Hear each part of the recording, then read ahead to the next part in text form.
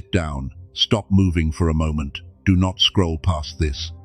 Heaven did not interrupt your attention for entertainment, and God did not allow these words to reach you by accident. Something massive is approaching your life, and your spirit already knows it. Sit down before your mind tries to explain this away. Sit down before fear starts speaking. Sit down before the old version of you takes control again.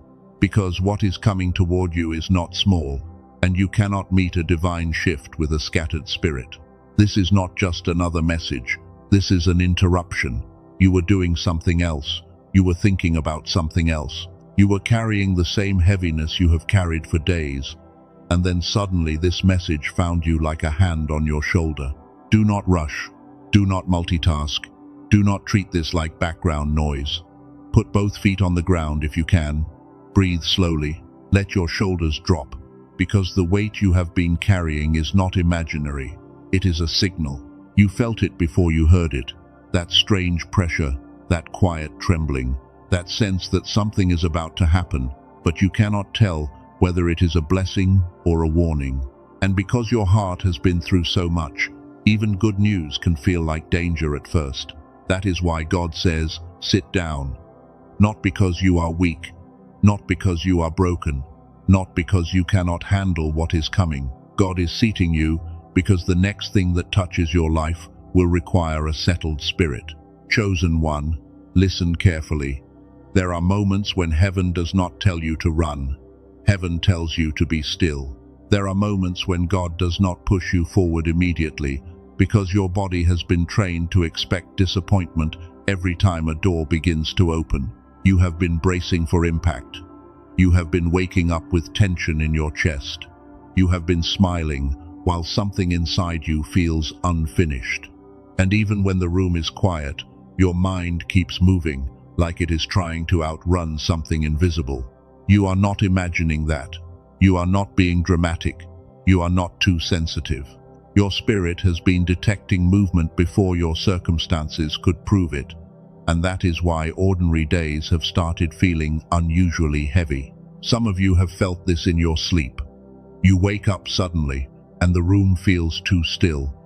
You look at the time, and it is in the deep hours of the morning. Your body is awake, but your mind cannot explain why your spirit feels alert. Some of you have felt it in your hands, a nervous energy, a strange restlessness. You try to work, you try to clean, you try to answer messages, but something keeps pulling your attention inward, like heaven is asking you to pause before the next instruction lands. Some of you have felt it in your appetite. One day you want nothing. The next day you are eating to calm yourself.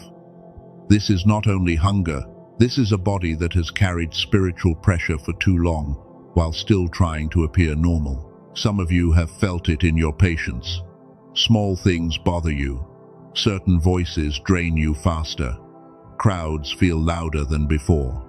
Even people you love can feel heavy, because your spirit is becoming more sensitive to what agrees with your next season. Listen to me. This does not mean you are losing yourself. It means the old rhythm is losing its control over you. The life that once felt familiar is starting to feel too small, because God is preparing you for a room you have not entered yet. That is why the title reached you the way it did. God says, sit down now, not later. Not after you fix everything. Not after you understand all the signs. Sit down now, because the thing coming toward you is bigger than your current emotional posture. You have been asking for clarity. You have been asking for confirmation. You have been asking why certain doors closed, why certain people left, why certain plans collapsed, and why you felt hidden after you prayed to be used. Here is the first truth. You were not hidden because heaven forgot your name. You were hidden because your name was being protected. You were not delayed because you were disqualified. You were delayed because the timing had to match the size of the assignment. There is a kind of blessing that destroys a person who is not ready to receive it. Not because the blessing is evil, but because old fear can turn open doors into confusion, and old wounds can make divine favor feel like a threat. God knows that about you. He knows how long you have survived. He knows how often you prepared yourself for rejection before anyone even spoke. He knows how quickly your mind can search for danger when something good finally starts moving toward you. That is why this is not only a message about what is coming, this is a message about how to receive it. Because if your body is still living in survival, you may mistake the sound of breakthrough for the sound of danger. Chosen one, you need to hear this slowly. The shaking around you is not proof that you are failing. The pressure in you is not proof that you are cursed. The silence from certain people is not proof that you are forgotten. The shaking is transition. The pressure is preparation. The silence is separation. And the reason it feels so intense is because heaven is removing the voices that would have confused you when the massive thing arrives. You have been grieving things you were actually being delivered from. You have been missing rooms that could not hold your next version. You have been questioning why certain people became cold when God was using their distance to protect your focus. You thought you were losing support, but you were losing surveillance. You thought you were being abandoned, but you were being separated from those who could only love you while you stayed small. That truth may sting, but it will also set you free. Sit with that for a moment. Some people were not removed because they hated you. They were removed because they could not handle the version of you that God is about to reveal. They loved your struggle more than your rise. They knew how to comfort you in pain, but they would not know how to honor you in favor. They knew how to advise you when you were confused, but they would become strangely silent when God began answering you. This is why God says, sit down, because when the blessing comes, the reactions around you will reveal more than the blessing itself. You will need a calm spirit, because not everyone who clapped for your survival will celebrate your elevation. Do not let that make you bitter. Let it make you sober. God is not asking you to hate anyone. He is asking you to stop handing sacred news to people who have never shown reverence for your calling. You have done that before. You felt something holy. You shared it too early. Then their doubt entered your mind like smoke, and what once felt clear began to feel foolish. You thought you were seeking support, but you were exposing a seed before it had roots. This time will be different. This time you will sit down first. This time you will breathe before you speak. This time you will let God confirm it in your spirit before you place it in the ears of people who cannot carry it. There is a reason you have felt the urge to be quiet. There is a reason certain conversations suddenly feel unnecessary. There is a reason your spirit no longer wants to explain itself to people who are committed to misunderstanding you. That is not pride. That is discernment. That is not coldness. That is maturity. And if you have been feeling guilty for pulling your energy back, release that guilt now, because your silence is part of the preparation. God is not making you smaller. He is making you still. There is a difference. Smallness comes from fear. Stillness comes from authority. And many chosen ones confuse the two because they have spent years being punished for their sensitivity. People called you dramatic. They called you intense. They called you difficult. They said you think too much, feel too much, notice too much, and carry too much. But what they called too much was often the very signal heaven placed inside you. You noticed shifts before others did. You sensed betrayal before proof appeared. You felt doors closing before conversations happened. You knew when energy changed in a room, even when everyone else kept pretending nothing was wrong. That gift has exhausted you. Let us be honest, it has not always felt like a gift. Sometimes discernment feels like loneliness, because you can see what others deny, and you must carry the truth before anyone else is ready to admit it. That is why this season has been so heavy. You have not only been living your life, you have been sensing the movement behind your life. You have been carrying invisible information, and your body has been trying to process what your spirit already knows. You may have wondered why rest does not always help. You sleep, but you wake up tired. You sit alone, but your mind keeps speaking. You pray, but your body still feels tense. It is because your soul has been waiting for permission to stop bracing. So here it is. You have permission to stop bracing. You have permission to unclench your jaw. You have permission to stop expecting every open door to hide a trap. You have permission to believe that something good can arrive without punishment attached to it. Read that again with your spirit. Something good can arrive without punishment attached to it. You have survived seasons where blessings seemed to come with loss, where every step forward came with an attack, and where joy felt unsafe because pain always followed. But God is breaking that pattern. This is not the season where you receive with one hand and lose with the other. This is not the season where you celebrate for one day and spend the next month recovering from warfare. This is a seated season. This is a stabilized season. This is a season where God teaches your nervous system what your spirit already believes. You are allowed to be blessed without panic. You are allowed to be chosen without exhaustion. The massive thing coming is not only external. Yes, there may be a call. Yes, there may be a message.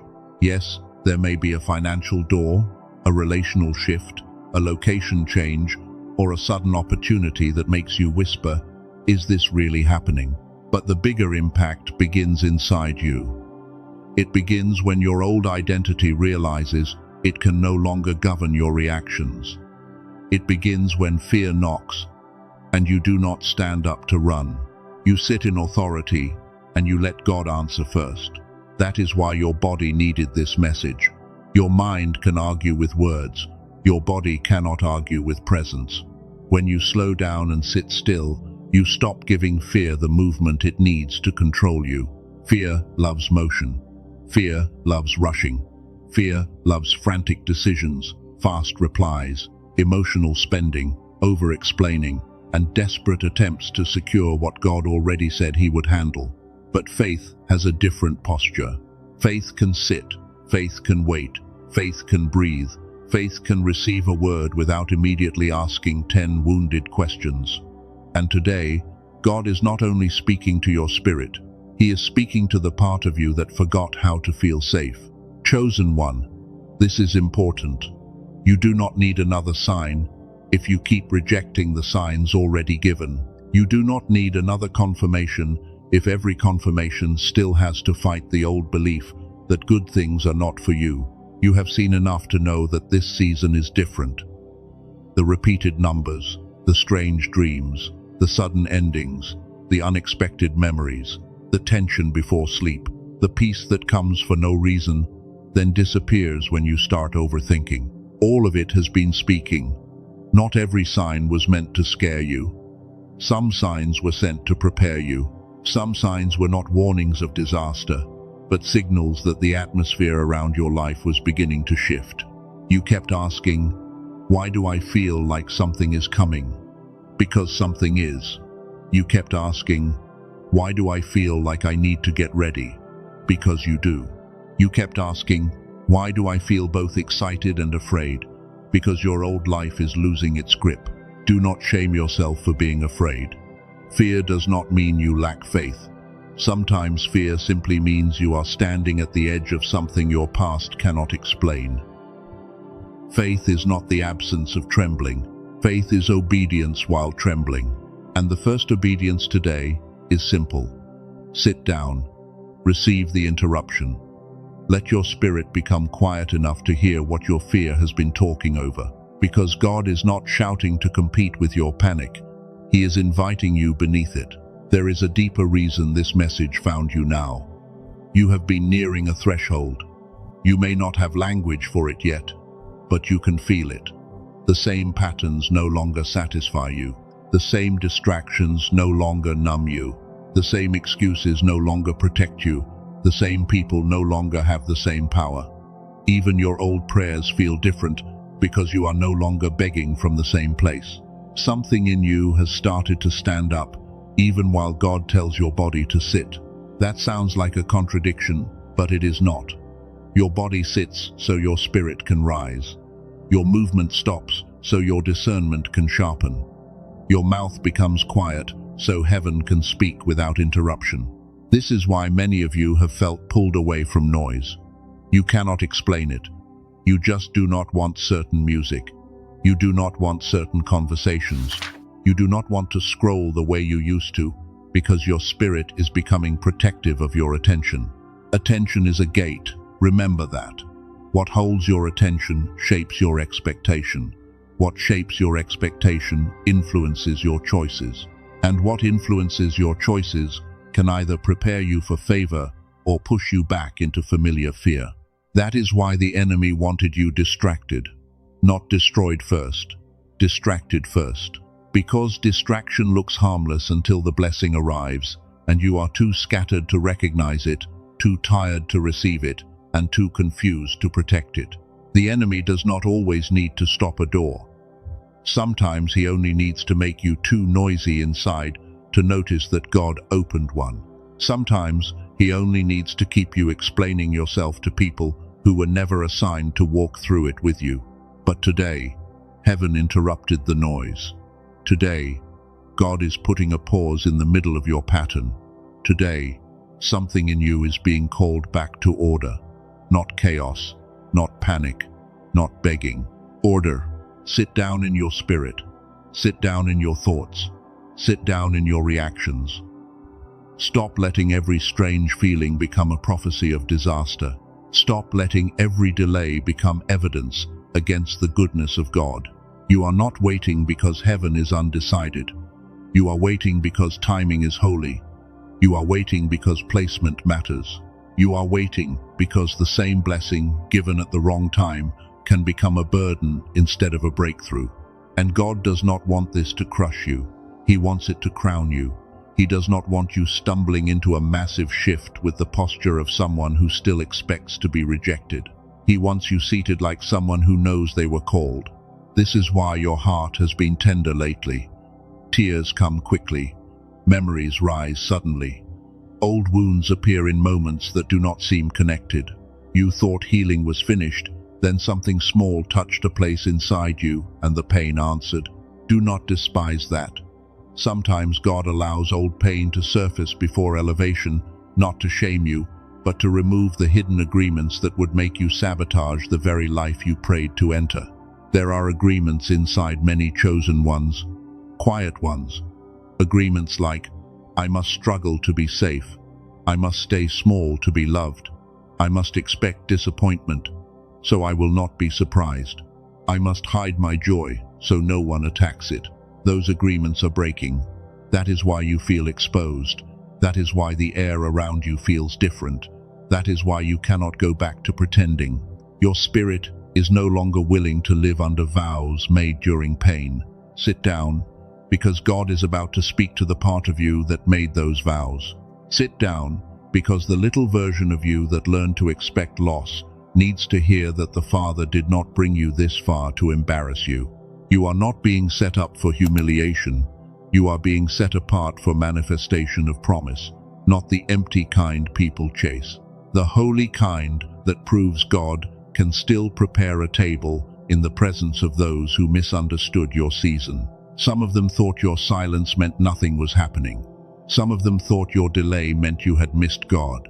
Some of them thought your exhaustion meant you had no oil left. But heaven has been working under the surface. Roots grow in silence, oil forms under pressure. Crowns are shaped before they are seen, and the strongest chosen ones are often hidden until the moment their arrival can no longer be explained by human effort. This is why you must not rush to prove anything. The massive thing coming will speak for itself. The shift will announce what you could not defend. The evidence will answer the mockery. The fruit will explain the waiting. Your job is not to chase their understanding. Your job is to stay seated in obedience. When God says sit down, He is not canceling your movement. He is correcting your posture before movement begins again. Some of you have been trying to force a door because silence made you uncomfortable. You sent the message, you checked again, you refreshed the page, you replayed the conversation. You kept asking if you missed something. You did not miss what God wanted you to have, but you may have been wearing yourself out, trying to control the timing. And today, God is calling back the energy you have been leaking into things He already decided to handle. Bring that energy home. Bring your mind home. Bring your spirit home. Stop standing outside doors that God has not opened yet. If the door is yours, you will not have to bleed to unlock it. You may have had to fight to survive, but you will not have to fight the same way to receive. This is a new lesson. Survival taught you to push. Favor will teach you to be positioned. Survival taught you to chase. Favor will teach you to remain. That word may challenge you. Remain, not freeze, not quit, not surrender to passivity. Remain means stay aligned when your emotions want to scatter. Remain means keep your spirit seated when your fear wants to start running again. The old you runs when something feels uncertain. The new you listens. The old you begs for reassurance. The new you remembers what God already said. The old you exposes everything too early. The new you protects sacred timing. That is the version being formed in you. Not a louder version, not a harder version, a steadier version.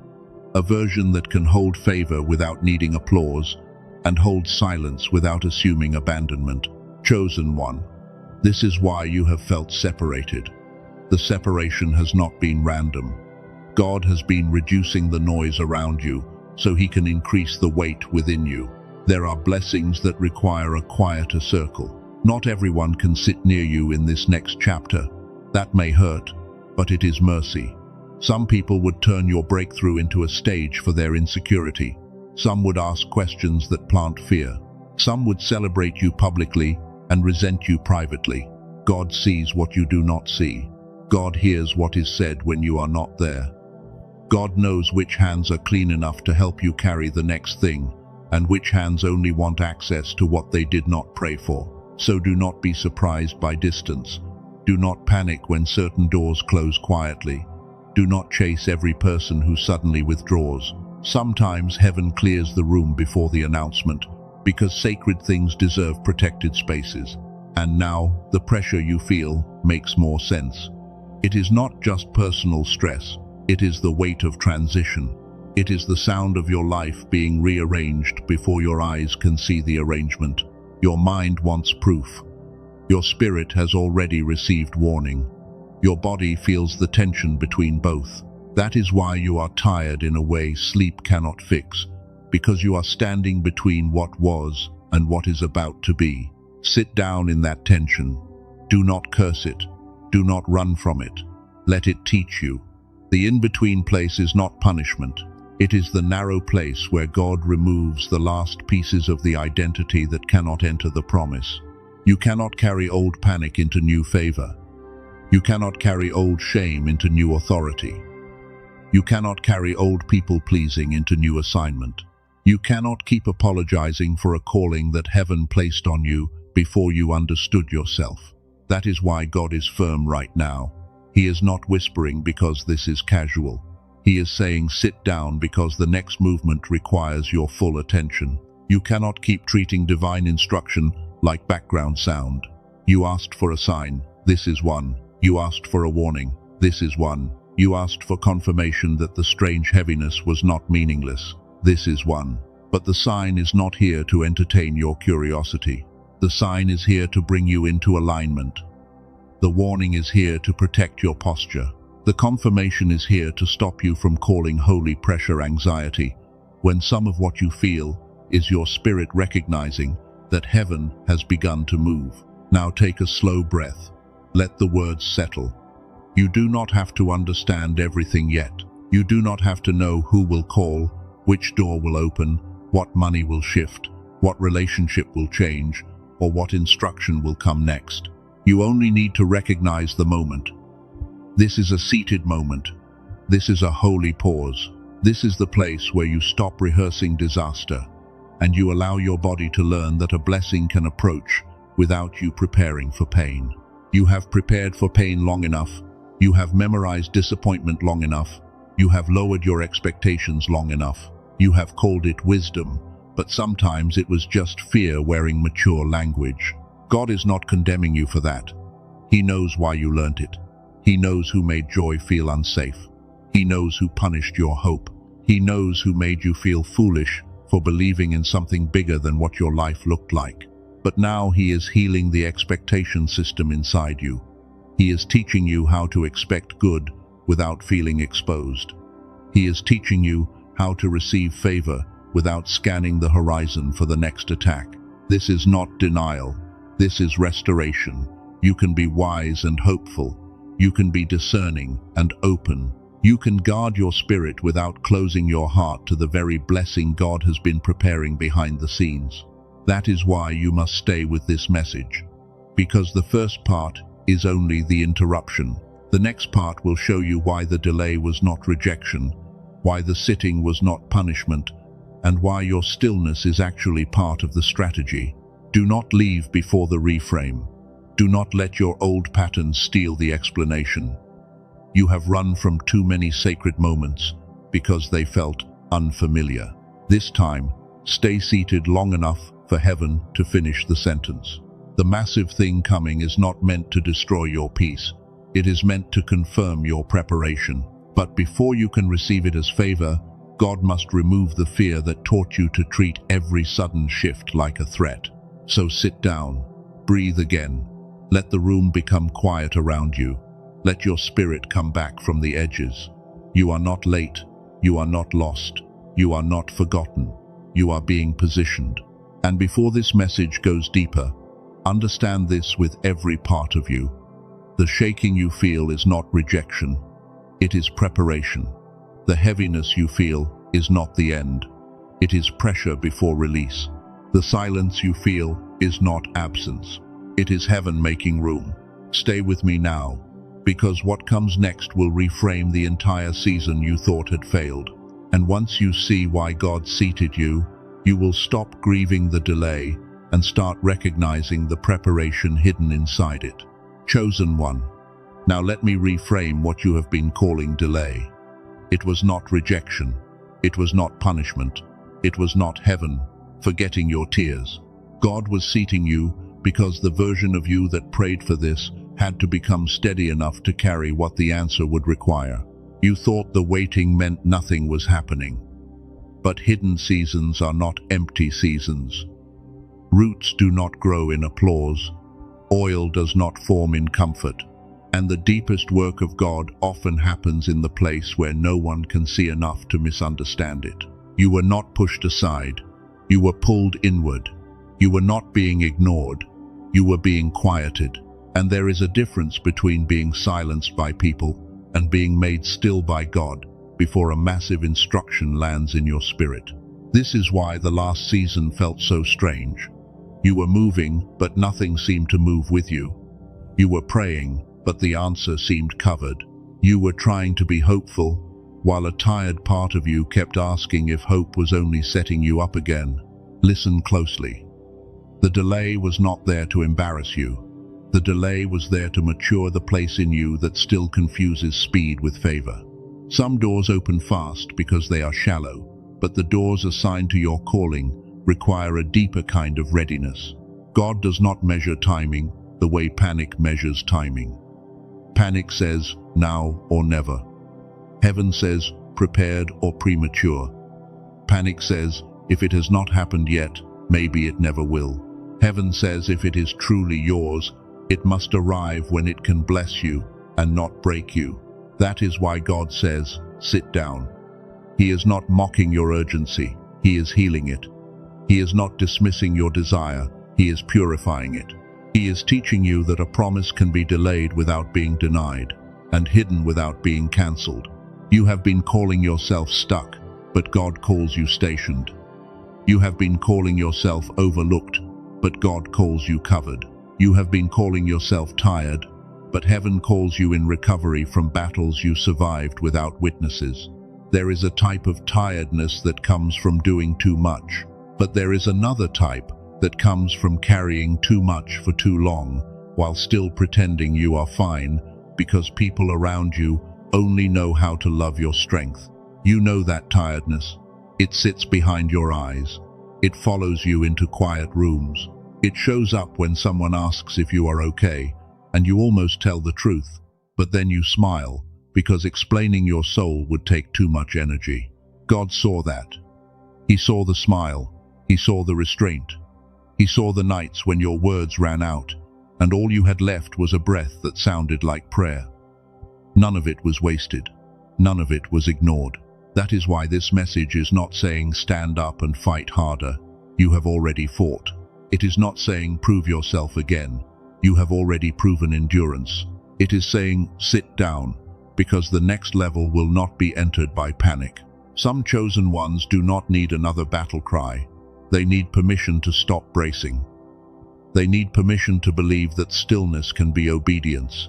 They need permission to receive without immediately preparing for the next thing that might go wrong. And for some of you, this is where the shift begins. What you have called spiritual heaviness also has a physical language. When your inner world has lived too long under stress, your mind can become loud, scattered, and unable to recognize peace, even when God sends it.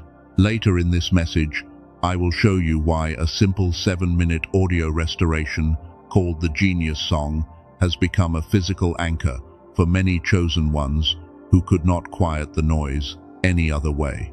But first, you need to understand why the noise became so loud. The noise did not begin yesterday.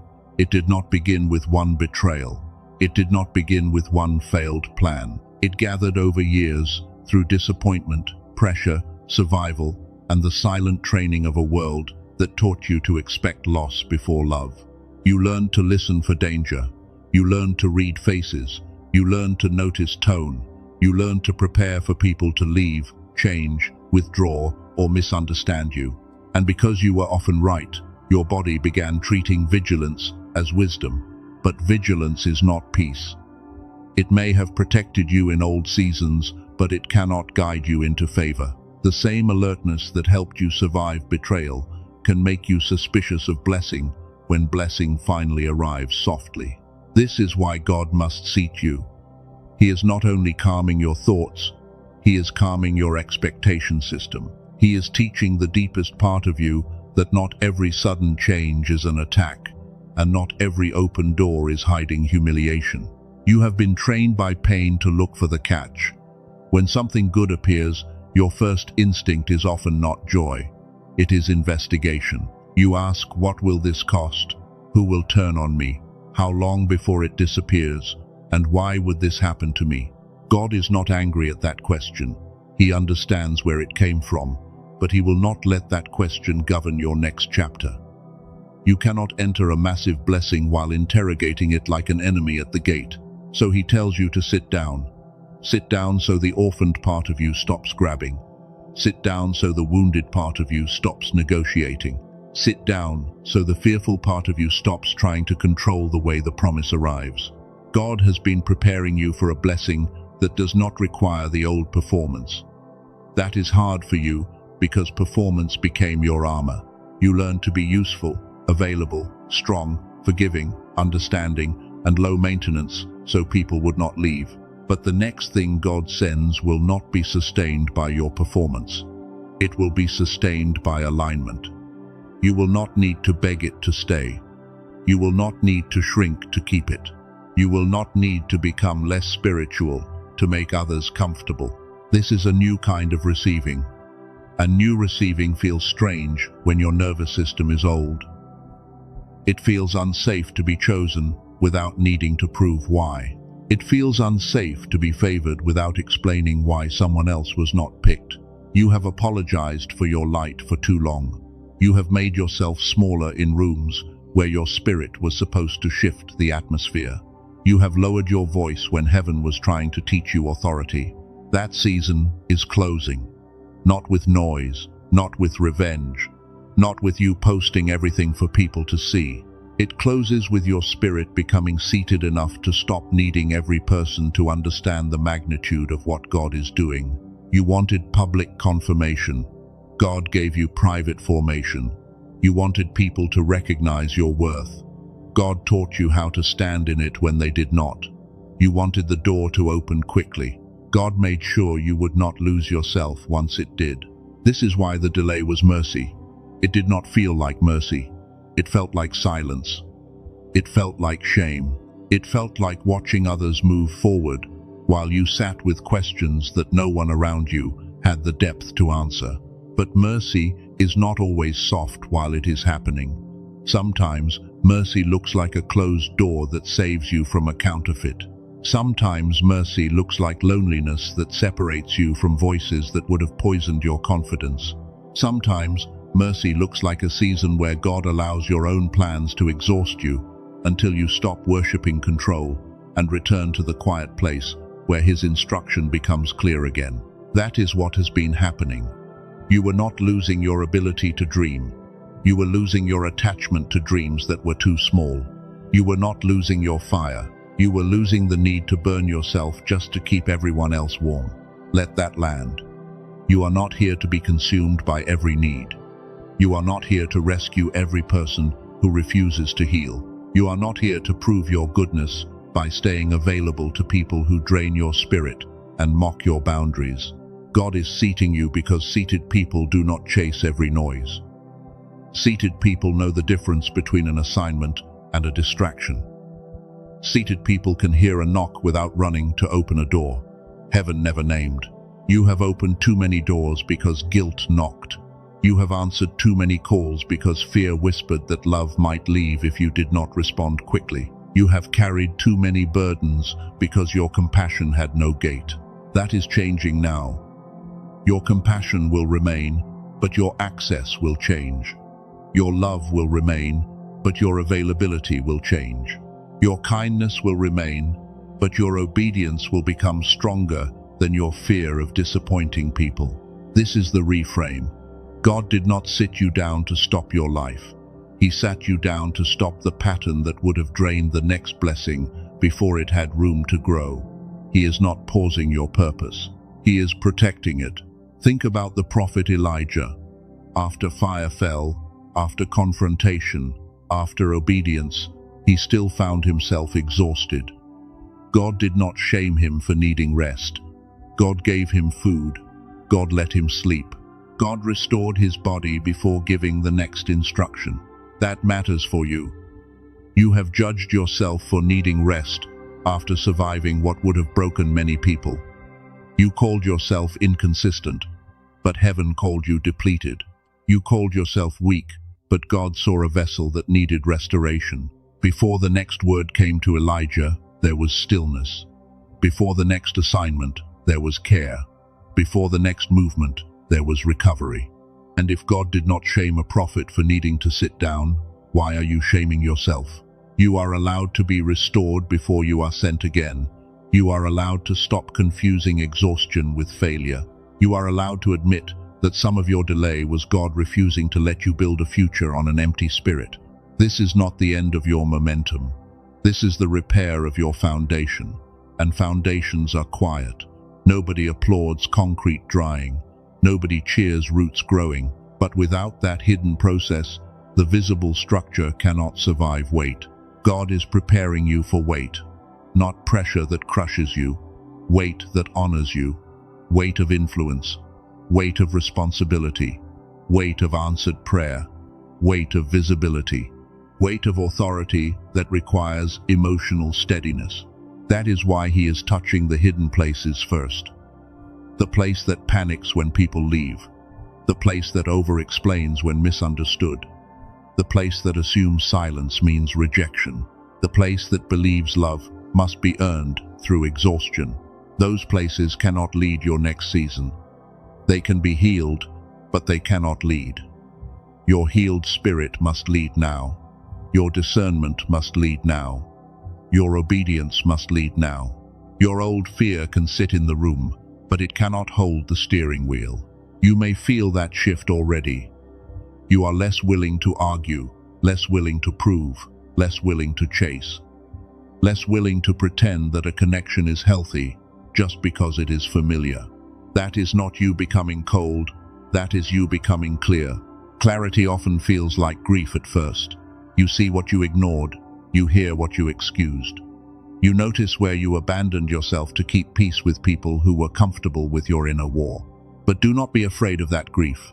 It is not coming to drown you. It is coming to wash the old agreement out of your system. The agreement that said your peace is less important than their comfort is being broken. This is where the massive thing begins, not with applause, not with a public announcement, not with everyone suddenly understanding you. It begins when you stop betraying your own spirit to remain connected to what God is clearly separating. You may think the blessing is only ahead of you, but some of the blessing is already happening inside the separation. Every appetite that dies can be deliverance. Every toxic attachment that loosens can be favor. Every false door that closes can be protection. You wanted a new chapter, but you did not expect the ending of old patterns to hurt.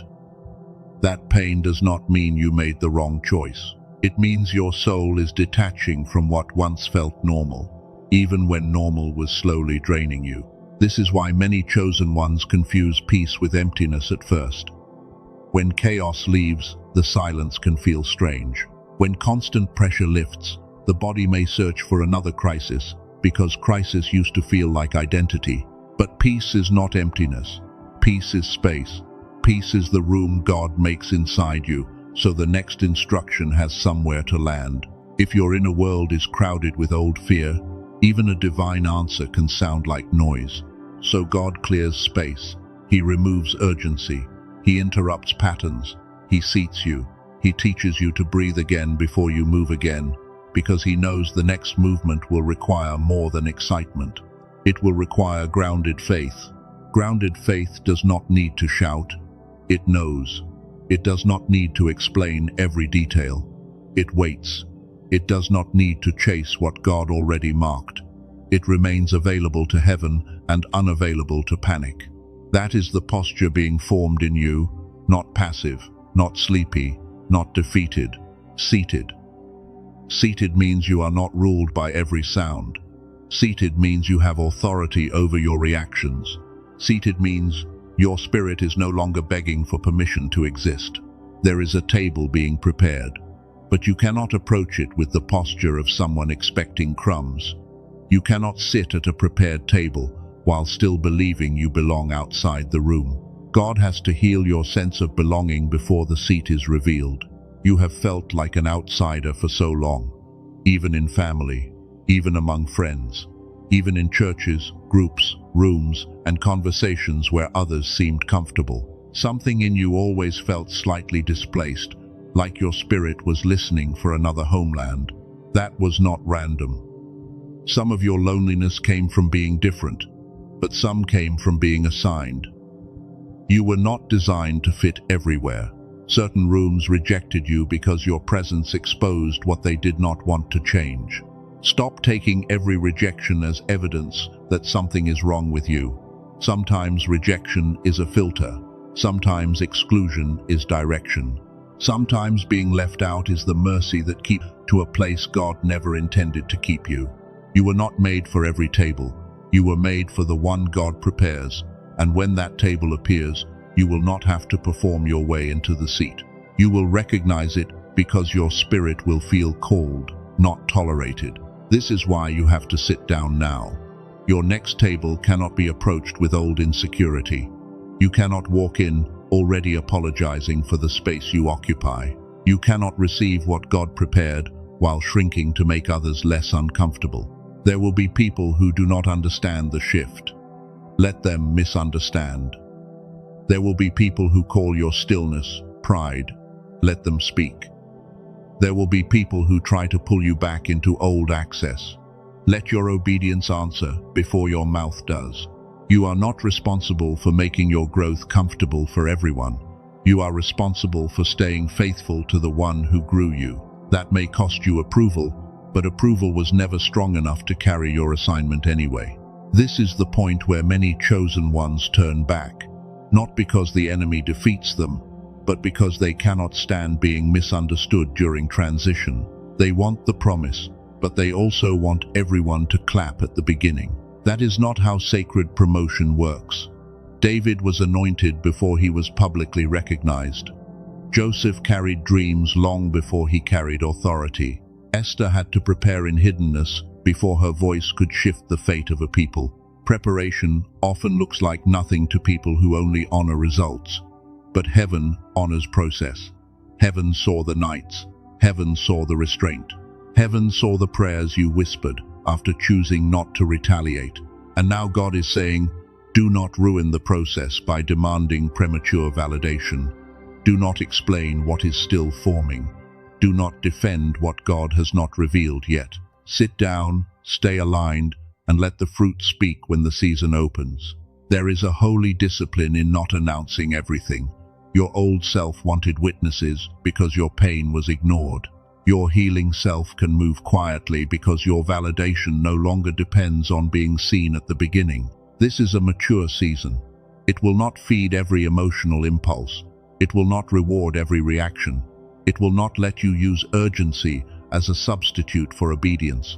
And that is good, because what is coming needs someone who can govern their own spirit.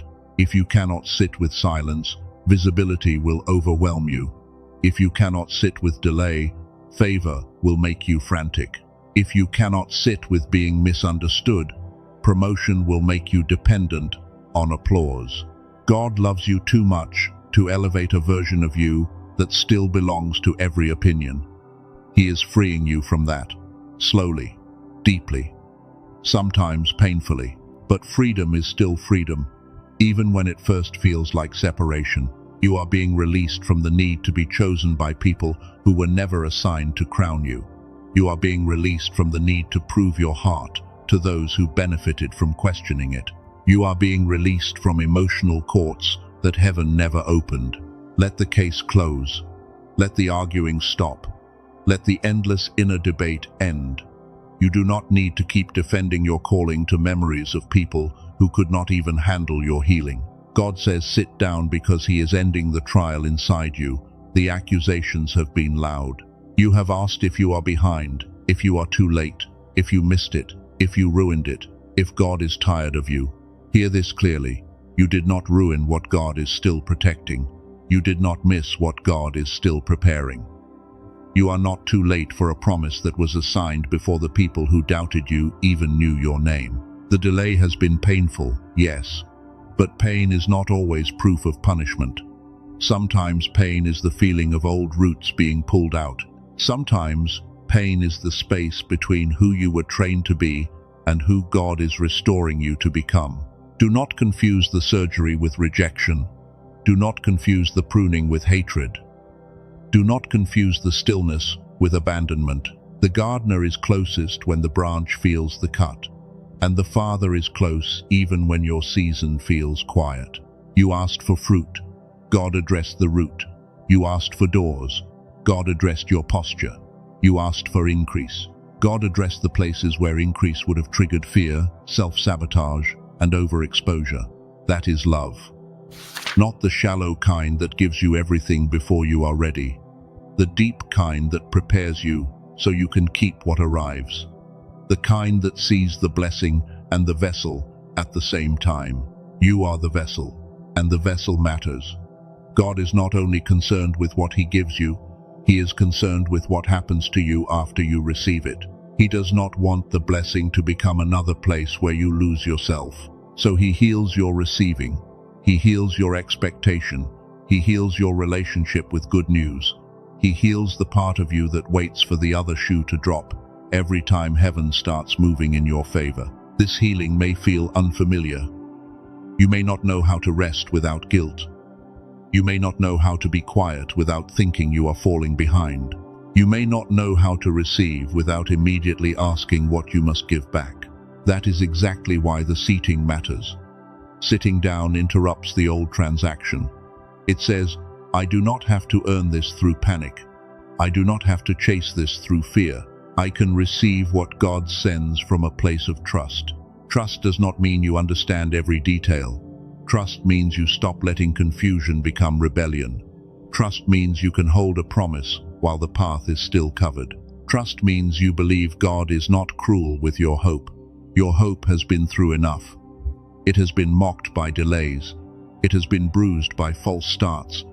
It has been trained to whisper instead of sing. But God is not finished with your hope. He is resurrecting it with wisdom. This time your hope will not be naive. It will have discernment. It will not hand access to everyone. It will not ignore red flags. It will not confuse intensity with destiny. It will not confuse familiar pain with divine assignment. This is why the next blessing will feel different. It will not require you to abandon yourself. It will not require you to beg to be valued. It will not require you to silence your spirit to keep someone else comfortable. What is from God may stretch you, but it will not erase you. It may challenge you, but it will not make you betray your soul. It may require courage, but it will not require the old self-hatred you once called sacrifice. Let that divide truth from counterfeit. Counterfeit blessings demand panic. Divine blessings produce reverence. Counterfeit doors make you rush before you can pray. Divine doors can withstand your stillness because they were not opened by manipulation. So when God says, sit down, He is also teaching you how to test what comes. If it cannot survive your peace, it is not your promise. If it needs your desperation, it is not divine. If it punishes your obedience, it is not heaven sent. You needed that because something massive is coming, and not everything loud is from God. Some opportunities are distractions wearing bright clothing.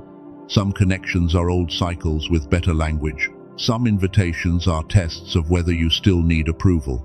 This is why the seated posture is protection. You see more clearly when you are not frantic. You hear more accurately when you are not desperate. You choose more wisely when you are not trying to prove that life is finally moving. God is slowing your reaction so your discernment can catch up. That is mercy. He is placing peace between you and the next decision.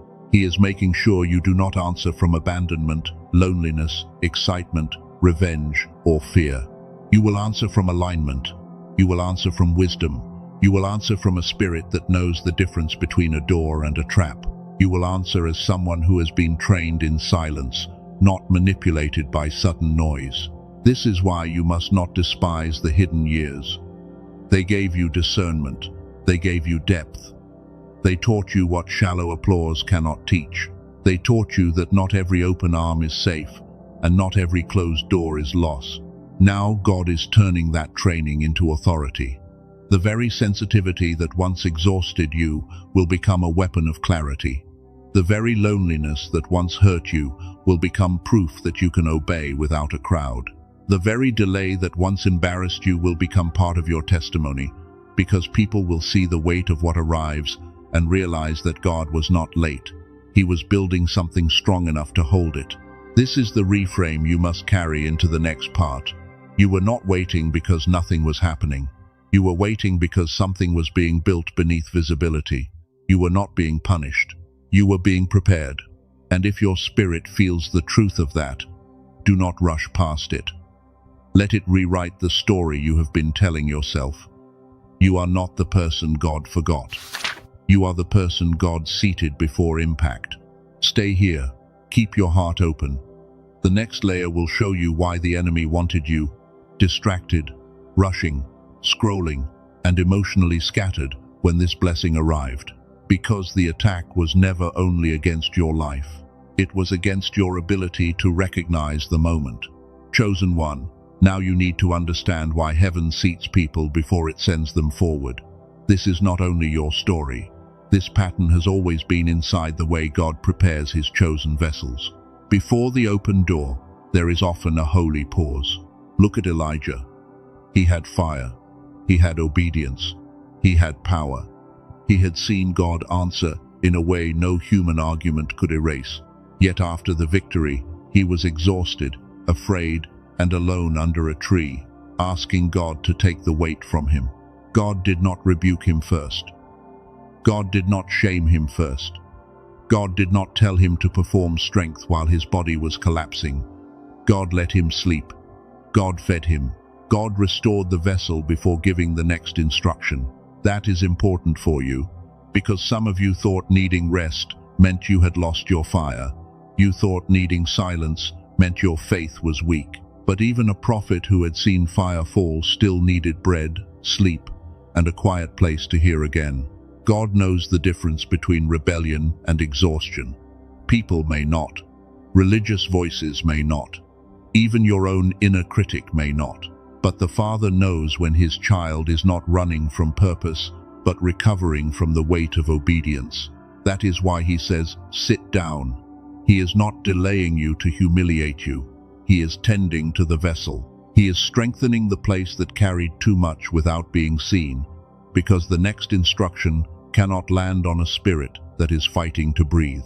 Elijah heard God not in the loudness, but in the stillness, not in the violent shaking, not in the dramatic display, not in the noise that demanded attention. He heard the sacred direction in the small sound that only a quieted spirit could recognize. That is a warning and a comfort. If your life has become too loud inside, you may miss the gentle instruction that would save your next season. If your spirit is always running, you may mistake divine stillness for emptiness. So God seats you. He lowers the noise. He removes unnecessary voices. He permits a strange quiet around you, not because nothing is happening, but because His next word will not compete with the chaos you were trained to carry. Look at Joseph. He had dreams before he had authority. He had a promise before he had a platform. He had a vision before he had language mature enough to carry it, and the people around him did not know how to honor what God had shown him. Joseph was not seated in comfort at first. He was seated in pits, prisons, and hidden rooms. He was surrounded by silence that looked like delay, and yet every hidden place was preparing him to carry weight without becoming bitter. That is your warning. If God showed you something early, do not assume the distance between the dream and the evidence means the dream was false. Sometimes the dream is true, but the vessel needs shaping before the seat of authority is revealed. Joseph could not enter the palace as a wounded brother trying to prove a point. He had to enter as a governed man. He had to be able to face people who hurt him without letting revenge become his throne. That is why your delay has been so deep. God is not only preparing what you will receive, He is preparing how you will respond when people who dismissed you suddenly see what heaven was doing in the dark. Will you need revenge, or will you carry authority? Will you need applause, or will you carry peace? Will you use the blessing to prove them wrong, or will you let the blessing prove God faithful? These are not small questions. They decide whether favor becomes fruit or another battlefield.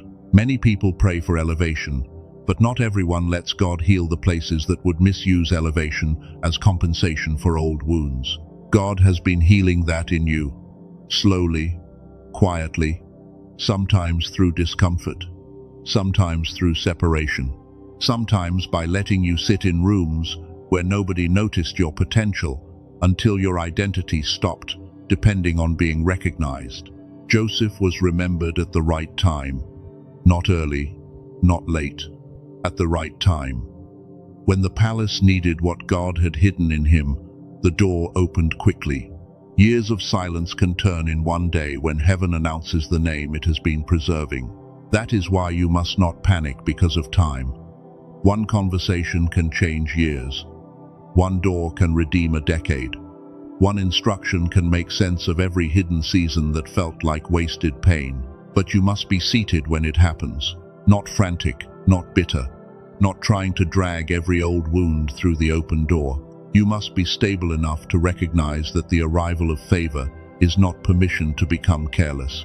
Look at Esther. She was chosen, but she still had to prepare. She had beauty, but beauty alone did not carry the assignment. She had favor, but favor still required timing, restraint, and courage at the right moment. Esther could not rush into the king without discernment. Her assignment was tied to lives beyond her own. Her silence had a purpose. Her preparation had a purpose. Her hiddenness had a purpose. And when the moment came, one seated woman shifted the fate of many. That is the part you must hear. Sometimes God seats you because your next yes will affect more people than you realize. You keep thinking this is only about your money, your relationship, your peace, your open door, and your personal breakthrough. But heaven has been looking at the people connected to your obedience. Your healing will affect a bloodline. Your clarity will affect a household. Your courage will affect people who are still waiting for someone to break the pattern first. You are not only being blessed, you are being positioned. You are not only being comforted, you are being entrusted. And that is why God will not let you enter the next place with the same scattered energy that kept you surviving the last place. Esther had to learn timing. Joseph had to learn governance. Elijah had to learn restoration. David had to learn restraint. Every chosen vessel had to sit somewhere before standing in the place others would later call destiny. Look at David. He was anointed while still overlooked. Oil touched his head, but he did not take the throne the same day. The promise was real, yet he went back to fields, caves, battles, and waiting rooms where his character was tested in secret. This is where many people lose faith. They think anointing should remove process. They think if God really spoke, the throne should appear immediately. But divine oil does not always erase wilderness. Sometimes it marks you for it. David had opportunities to force what God had promised. He could have grabbed the throne through revenge. He could have used pain as an excuse for disobedience. But restraint became proof that he could be trusted with what impatience wanted to steal. That is why your restraint matters. Every time you did not retaliate, heaven saw it. Every time you did not expose someone, heaven saw it.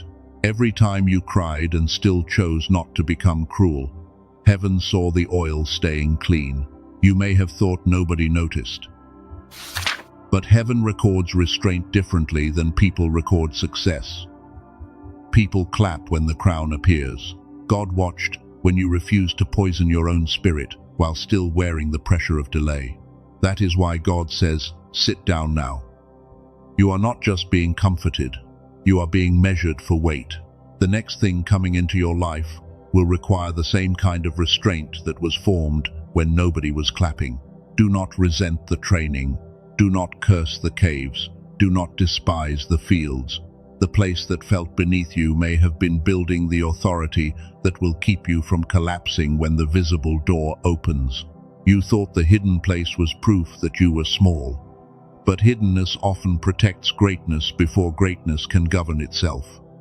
A seed is hidden first. A child is hidden in the womb first. A king can be hidden in a shepherd field first. The world honors announcement. Heaven honors formation. The world asks, where is the evidence? Heaven asks, is the vessel ready? The world rushes people onto platforms.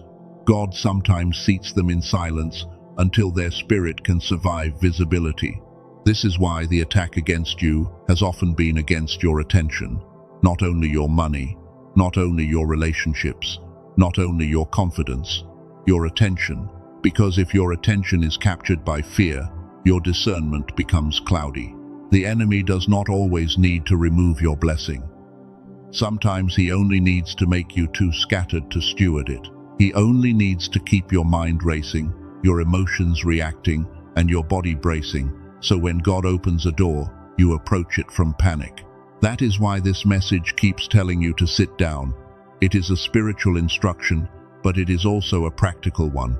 A scattered person often chooses from fear. A seated person can notice what fear is trying to hide. When you are rushing, every opportunity feels urgent. When you are wounded, every compliment feels suspicious. When you are desperate, every open door feels like your last chance. But when you are seated, you can ask, is this from God? That question protects your life. Is this from God? Does this produce peace or panic? Does this honor my spirit or drain it? Does this require obedience or performance? Does this open my assignment or pull me back into an old cycle? These are the questions the enemy does not want you asking. He wants speed. He wants noise. He wants emotional hunger. He wants you to be so tired that any sign of movement feels like deliverance, even when it is only distraction with better lighting. But God is slowing you down. He is restoring your ability to test the fruit. He is teaching you that not every loud arrival is divine, and not every quiet instruction is small. This is where the next layer comes in. What Scripture shows spiritually, many people have also seen through the language of the mind. A person can love God deeply and still have a mind trained by survival, a body trained by fear, and attention trained by constant noise. That does not make you faithless. It makes you human. It means your spirit may be willing, while your inner system still needs restoration. It means you can carry a promise in your soul, while your thoughts still need help becoming quiet enough to hear it clearly. This is why I will not let this message end with inspiration only. Later, the path will become more practical, still feel scattered. There is a reason they can read script. Peace can feel unfamiliar.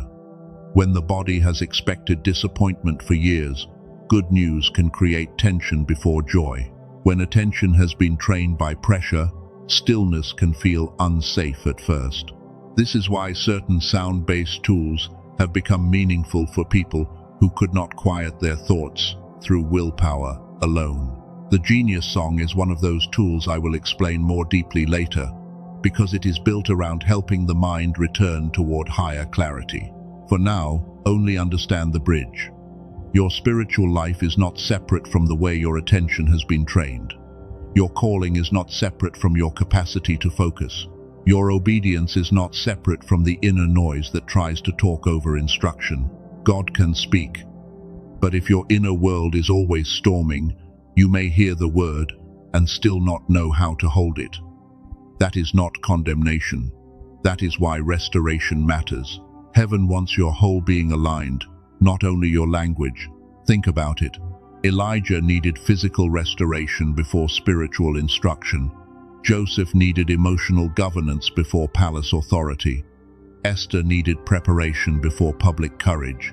David needed restraint before the throne. The pattern is clear. God does not only give promises, He prepares vessels. He does not only open doors, He stabilizes the person who must walk through them. He does not only announce destiny, He teaches the nervous, wounded, overworked heart how to receive without breaking. So if you have felt like God has been working on everything except the thing you asked for, you may finally understand why. You asked for the door. He worked on your posture. You asked for the breakthrough. He worked on your ability to steward it. You asked for the relationship. He worked on your attachment. You asked for money. He worked on your fear of lack. You asked for visibility. He worked on your need for approval. You asked for movement. He worked on your ability to be still. None of that was wasted. Every hidden correction was mercy. Every painful pause was protection. Every slow answer was preparing you not only to receive, but to remain whole after receiving. The false belief was this: you thought the blessing would fix your inner state, but sometimes God must heal your inner state before the blessing arrives, so the blessing does not become another place where fear takes control. You thought once the money came, you would feel safe, but God knows safety must be built deeper than money. You thought once the right person came, you would feel chosen, but God knows identity must be healed deeper than human attention. You thought once the opportunity came, you would finally stop doubting yourself, but God knows opportunity can expose doubt as quickly as it exposes talent, and He does not want your moment to be swallowed by the same insecurity He has been trying to heal. This is why the seating is holy. Sit down means let me touch the place that still thinks it has to earn what I already assigned. Sit down means stop pacing outside a door I have not opened yet. Sit down means prepare to receive without panic. Chosen one, the massive thing coming, will not only test your faith, it will test your healedness. It will reveal whether you can be blessed without apologizing. It will reveal whether you can be seen without shrinking. It will reveal whether you can receive without running. That is not meant to scare you. It is meant to sober you. Because God is kind enough to prepare you before the test becomes visible. He is speaking now, so that when the moment arrives, your spirit can say, I have been here before in prayer. You have been rehearsing this in the hidden place. Every lonely night was not wasted. Every moment you chose peace instead of reaction was not wasted. Every time you let God close a door without forcing it back open, something in you became more ready. Your readiness has not always felt powerful. Sometimes readiness felt like grief. Sometimes it felt like being stripped. Sometimes it felt like watching your old coping mechanisms stop working, while the new way had not become comfortable yet. That middle place is sacred. It is where the old appetite dies. It is where the false identity loses language. It is where the soul learns a new name. It is where a person stops saying, "I am the rejected one," and begins saying, "I am the prepared one." That sentence matters. You are not the rejected one. You are the prepared one. You are not the forgotten one. You are the protected one. You are not the unlucky one. You are the one being trained to discern what others rush into blindly. This is why you cannot compare your timeline. Comparison is an enemy of discernment. It makes you question the pace of God, because someone else appears to be moving faster. But speed without formation is not always favor. Some people arrive quickly because their assignment is lighter. Some arrive loudly because their foundation is shallow. Some seem to pass you because they are not being asked to carry what you are being prepared to carry. Do not envy what does not require your oil.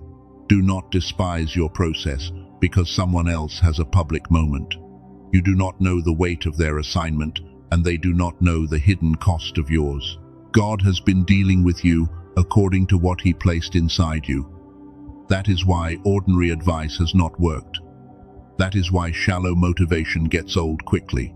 Your spirit does not respond to noise anymore because it is hungry for depth.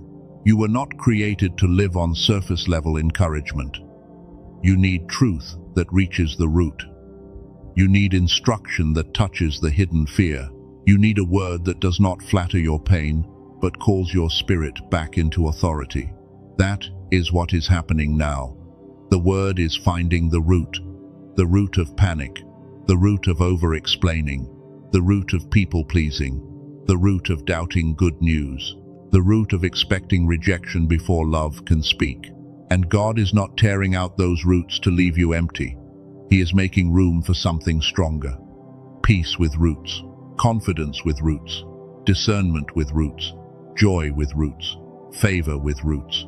Rooted favor is different. It does not depend on applause. It does not collapse when someone misunderstands.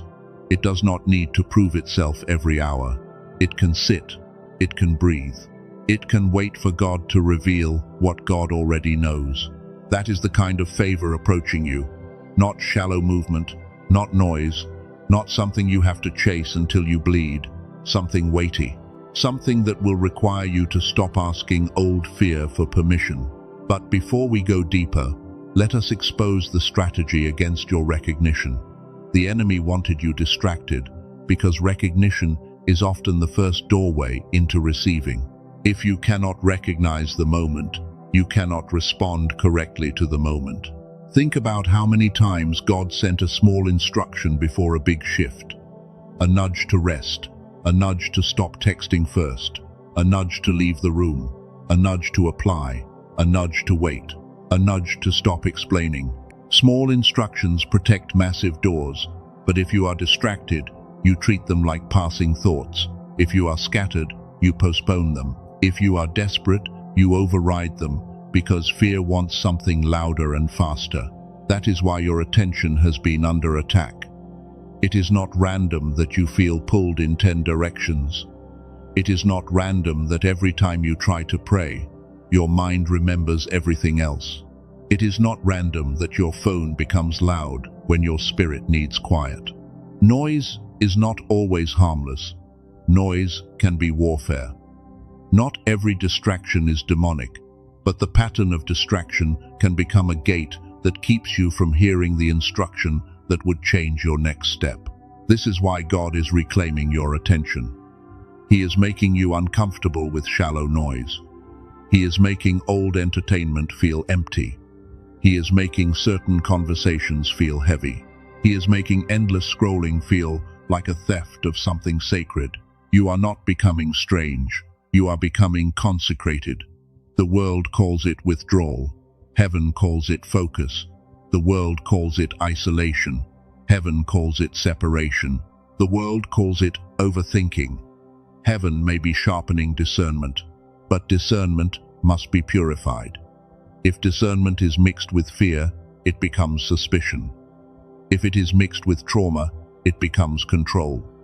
If it is mixed with pride, it becomes judgment. God is seating you so discernment can become clean again. Clean discernment does not need panic to be accurate. It does not need constant checking. It does not need to accuse everyone. It simply knows when peace leaves, when truth is absent, and when the Holy Spirit is not giving permission. That is what you are being trained into. A quieter knowing, a steadier inner yes, a stronger inner no. You will not need to explain every boundary. You will not need to prove every perception. You will simply obey what God makes clear. This is the kind of clarity the next season demands, because the massive thing coming may arrive in a form you did not expect. It may not look like your imagination. It may come through a conversation, a closed door, a delayed answer, or an opportunity that feels too big. If you are ruled by old fear, you may reject it because it feels unfamiliar. If you are ruled by old shame, you may shrink from it because it feels too good. If you are ruled by old survival, you may over-control it until you damage it. But if you are seated, you will recognize the difference between fear and warning. You will recognize the difference between humility and self-rejection. You will recognize the difference between caution and sabotage. That difference will change everything. Because many chosen ones are not stuck because they lack promise. They are stuck because they keep interpreting promise through the language of pain. God says good, and pain translates it as dangerous. God says open, and pain translates it as trap. God says receive, and pain translates it as prove yourself first. God says rest, and pain translates it as you are falling behind. That translator must be replaced. The Holy Spirit must become louder than survival. Peace must become more familiar than panic. Clarity must become stronger than the old need to assume the worst. That is part of why this season has felt like inner surgery. God is changing your translator. He is changing how you read silence. He is changing how you read delay. He is changing how you read distance. He is changing how you read your own sensitivity, so you stop calling your gift a burden. Your sensitivity is not the problem. Unhealed access is the problem. Your discernment is not the problem. Fearful interpretation is the problem. Your compassion is not the problem. Boundaries without guilt are the missing piece. The next blessing will require all of that. Sensitivity with boundaries, discernment without panic, compassion without self-abandonment, faith without frantic striving, hope without naive exposure. This is mature oil. This is the oil David needed. This is the wisdom Esther needed. This is the restoration Elijah needed. This is the governance Joseph needed. And this is what God has been forming in you while you thought nothing was happening. Now we reach the false summit. You may think the message is simply, do not be afraid, something big is coming. That is true, but it is not deep enough. You may think the message is, rest because God is about to bless you. That is true, but still not deep enough. The deeper truth is this: God is not only preparing a massive thing for your life, He is preparing you to stop running from the massive version of yourself that the blessing will require. That is the part many people avoid. They want the door, but not the responsibility.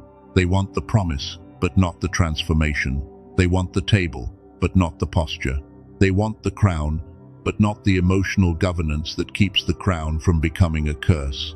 God will not let you avoid that part. Not because He is harsh, but because He loves you. He knows that if the blessing arrives while the old identity is still leading, you may receive the gift and still live like someone outside the gate. You could have favor and still feel unworthy. You could have love and still expect abandonment. You could have opportunity and still sabotage it through delay, doubt, or overthinking. You could have visibility and still hide behind false humility. That is why the real preparation is internal. The massive thing coming will touch your circumstances, but first it must confront your identity. You cannot keep calling yourself the one who always loses when God is calling you the one He preserved. You cannot keep calling yourself too late when heaven is calling you on time. You cannot keep calling yourself hard to love when God is healing you for covenant. You cannot keep calling yourself ordinary when your spirit has carried uncommon weight since childhood. This is where the enemy has worked hardest, not only against your opportunities, against your name inside your own mouth, against the way you describe yourself when no one is listening, against the story you repeat when another delay appears. If he can keep your inner name wounded, he can make every blessing feel mismatched. If he can keep you saying, "People like me never receive this," then even when God sends it, you will hesitate at the threshold. So God interrupts. Sit down, be still. Let me rename what pain named. Let me restore what rejection distorted. Let me teach you how to occupy a promise without apologizing for being called. That is the authority backing the whole message. Elijah teaches you restoration. Joseph teaches you governed waiting. Esther teaches you timing. David teaches you restraint. And your own life is teaching you that God can hide a person without forgetting them. The next part will go even deeper. Because the real reason God told you to sit down is not only that something big is coming. It is because something inside you still wants to run from the very thing you prayed for. Chosen one, now we are going deeper. The real reason God told you to sit down is not only that something big is coming, it is because something inside you still wants to run from the very thing you prayed for. That may feel hard to hear, but your spirit already knows it. You asked for the door, yet part of you fears the responsibility behind it. You asked for the blessing, yet part of you wonders if you will lose yourself when it arrives. You are not only afraid of failure anymore. You have survived failure. You have survived disappointment. You have survived closed doors, betrayal, silence, rejection, and nights where hope felt almost embarrassing to carry. What frightens you now is different. You are afraid that God may actually do what he promised. You are afraid that the door may really open. You are afraid that the life you prayed for may require you to stop identifying with the life that wounded you. Sit with that. Do not run from it. This is where the hidden blocker has been living. Not in your talent, not in your worth, not in the love of God, not even in the timing. The hidden blocker has been the old identity that still thinks survival is safer than receiving. You learned how to survive smallness. You learned how to survive being overlooked. You learned how to survive disappointment. But you were not fully taught how to survive favor, visibility, answered prayer, and the kind of blessing that changes how people see you. That is why good news can make your body tense. That is why open doors can make you suspicious. That is why a message you prayed for can arrive, and instead of peace, your first response is to wonder what will go wrong next. God is not condemning that part of you. He is exposing it to heal it. He is not calling you ungrateful. He is showing you the wound that keeps translating promise as danger, so you can stop obeying a fear that was born in an old season. You have been waiting for life to change, but God has been waiting for you to stop calling your old pain your personality. That is the confrontation. You are not cautious by nature. Some of your caution is grief with better language. You are not impossible to bless. You are not difficult to love. You are not too damaged to receive. But pain taught you to stand at the edge of every good thing and ask, how long until this hurts me too? That question has been leading too many reactions. It has made you delay decisions. It has made you test people until they became tired. It has made you hide your desire behind spiritual language, because wanting something openly felt too vulnerable. God is breaking that, not by forcing you to be reckless, not by making you ignore discernment. He is breaking it by teaching you the difference between wisdom and fear, because one protects your assignment while the other keeps you outside your promise. Wisdom can sit in peace. Fear cannot. Wisdom waits because God said wait. Fear waits because it expects pain. Wisdom asks for confirmation. Fear demands endless proof because it never plans to trust. This is why you needed to sit down, because your body has been trained by fear to react before your spirit can discern. Your mind has been trained to scan for threats before it can recognize favor. Your heart has been trained to prepare for loss before it can receive joy. But that training is not stronger than God. It is old, but it is not eternal. It is familiar, but it is not your identity. It has spoken loudly, but it does not get the final word over the season heaven is opening. The massive thing coming is not only a check, a call, a relationship, a move, an opportunity, or a public moment. Those things may come, but the greater impact is this.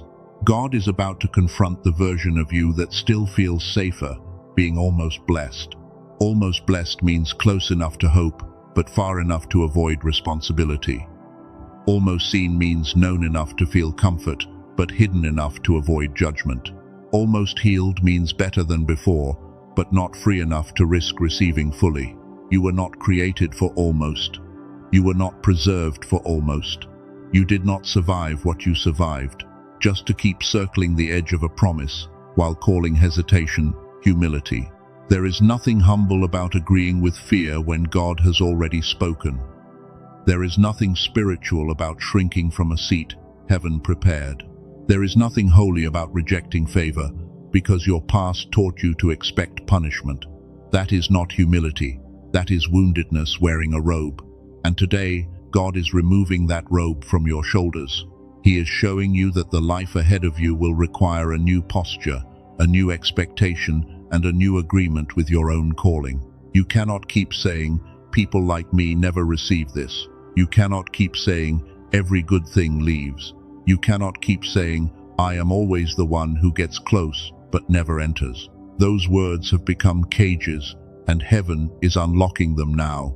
Your mouth must stop prophesying from pain. Your thoughts must stop rehearsing old endings. Your body must stop bracing every time the atmosphere changes. Because God is not sending this next shift to prove your fear right. He is sending it to prove His faithfulness. This is the moment of separation. Not only separation from people, separation from the version of you that needed fear to feel prepared. Separation from the expectation that every blessing must be paid for with suffering. You have already paid with tears. You have already paid with patience. You have already paid with obedience in rooms where nobody understood the cost. But God is not a cruel father who keeps charging His children for what grace already covered. Receive that. The next thing is not coming to punish you. It is coming to position you. It is not coming to expose your weakness. It is coming to reveal the strength that was formed while you thought you were only trying to survive. That is why the attack was so heavy before this. The enemy does not waste pressure on empty seasons. He pushes hardest near thresholds. He sends noise near instruction. He sends offense near breakthrough. He sends old memories near new doors. He wants your inner world so loud that when heaven says move, you cannot tell if it was God or anxiety. He wants your spirit so tired that when blessing knocks, you are too suspicious to open, too exhausted to steward, and too wounded to rejoice. But God interrupted that plan. He seated you in the middle of your reaction. He stopped the running. He stopped the scrolling. He stopped the inner panic long enough for you to hear this clearly. The shaking is not the enemy winning. The shaking is transition. The heaviness is not proof that the promise died. The heaviness is pressure before release. The silence is not absence. The silence is heaven making room. The closed doors were not always losses. Some were locks placed by mercy. Now the loop closes. God says sit down, because what is about to hit your life is massive. And He does not want you receiving it from the posture of panic. He wants you receiving it from the posture of authority. You are not being seated in defeat. You are being seated before promotion. You are not being told to stop because life is over. You are being told to stop because the old rhythm cannot carry the new instruction. This is why certain things have slowed down. This is why certain voices have faded. This is why certain rooms feel wrong now. This is why your spirit has become allergic to noise, performance, people-pleasing, and shallow reassurance. God is not making you difficult. He is making you accurate. He is not making you lonely. He is making you consecrated. He is not making you passive. He is making you governed, so when the massive thing arrives, it does not govern you. You will not be ruled by money when money shifts. You will not be ruled by attention when people notice. You will not be ruled by fear when love approaches. You will not be ruled by revenge when those who doubted you finally see. You will be seated. That means grounded. That means covered. That means aware. That means your spirit does not have to run across the room just because something knocks. You will test the fruit. You will hear God. You will move when peace gives permission. Now listen carefully, because this is the closure your mind has needed. You were not delayed because you lacked value. You were delayed because your value needed protection. You were not hidden because you lacked purpose. You were hidden because premature exposure would have attracted hands that were not clean. You were not tired because you were weak. You were tired because you carried years of spiritual, emotional, and mental weight without enough spaces where you were safe to be restored. You were not confused because God was cruel. You were confused because noise kept speaking over clarity. This is where restoration becomes more than a beautiful idea. You need more than inspiration if your mind keeps racing after the message ends. You need more than a moment of emotion if your attention keeps returning to the same old noise. This is why I want to place something in front of you very carefully. Not as pressure, not as a sales pitch, not as a replacement for prayer, but as a physical anchor for the clarity your spirit has been asking for. There is a 7-minute digital audio track called The Genius Song. It is listened to through headphones. It was created around the principle of brain entrainment, a way sound can guide the mind toward more ordered brainwave patterns, especially the gamma state connected with focus, insight, intuition, and flow. For a chosen one, this matters, because many of you were born with unusual sensitivity, unusual knowing, unusual creativity, and a kind of inner brightness that the world never knew how to protect. As children, you learned quickly, you sensed deeply, you noticed what others missed. Then life became loud. School systems, stress, rejection, pressure, survival, screens, noise, disappointment. Over time, the mind that once felt open and sharp began to feel foggy, tired, distracted, and disconnected from the original clarity God placed inside you. The Genius Song is built around that lost clarity. It does not ask you to force meditation. It does not ask you to chant. It does not ask you to wake up before sunrise and become a different person overnight. It simply gives your mind 7 minutes of sound designed to help it return toward a clearer state. Dr. Robert Lake, a neuroscientist with 34 years of experience, developed this method around the way sound can influence attention and brainwave rhythm. Research conversations around gamma have appeared through places like MIT, Princeton, Harvard, and other leading research universities. Do not hear that as cold science separated from spirit. Hear it as another language describing something chosen ones have felt for years. You were not crazy when you said you used to feel more connected. You were not imagining the difference between clarity and fog. Your spirit may call it divine sensitivity. Science may call part of it gamma activity. Either way, the experience is familiar. There is a state where your mind feels bright, your decisions feel clean, your intuition feels near, and the next step does not need to be forced. That is the state many people have lost. Not because they are broken beyond repair, not because God took it away, but because years of survival can train the mind to stay in lower, noisier patterns where fear speaks faster than wisdom. This is why a tool like this can become meaningful. Not because it replaces God, not because it replaces obedience, but because it gives the mind a daily doorway back into stillness, focus, and receptivity, so your spirit is not trying to speak through a storm all the time. The way it works is simple. You put on stereo headphones or earbuds, you sit down, you listen for 7 minutes. You do not have to perform. You do not have to visualize perfectly. You do not have to fight your thoughts like enemies. You let the sound do its work while your body learns stillness again. 7 minutes, that is all. And for many chosen ones who feel overwhelmed by long practices, that simplicity matters, because the tool meets you without demanding more strength than you have today. This is why it fits this message. God is telling you to sit down, and this audio gives your mind a practical way to practice that seated posture every day. Not frantic, not striving, not chasing a feeling, just returning, little by little, to clarity. There are people who spend around $15 every month on meditation apps. Some spend $100 to $200 on personal growth courses.